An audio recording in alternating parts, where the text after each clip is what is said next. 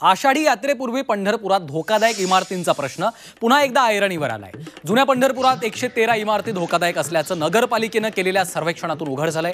आषाढी यात्रेसाठी राज्यातून भाविक पंढरपुरात दाखल होत आहेत। साहित्य ठेवण्यासाठी किंवा निवाऱ्यासाठी अल्प दरात उपलब्ध होणाऱ्या मठ, जुनेवाडी अथवा घरामध्ये ते आसरा घेत आहेत। मात्र यामध्ये काही धोकादायक इमारतींचा समावेश आहे। त्यामुळे नगरपालिका प्रशासनानं धोकादायक इमारतीमध्ये कोणत्याही भाविकांना राहण्यासाठी जागा न देण्याबाबत नोटीस देण्याचं काम सुरू केलेलं आहे।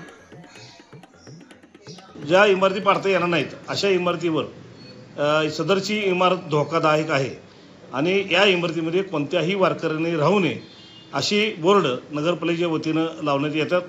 त्यामुळं मी महाराष्ट्रातील तमाम सर्व वारकऱ्यांना आवाहन करेन की ज्या ठिकाणी नगर परिषदेने सदर इमारत धोकादायक आहे अशा ठिकाणी आपण कोणीही उतरू नये आणि जे मालक हे इमारत उतरणार नाहीत त्यावर नगरपालिका सदरचं बांधकाम पाडण्याची कारवाई करीत आहे।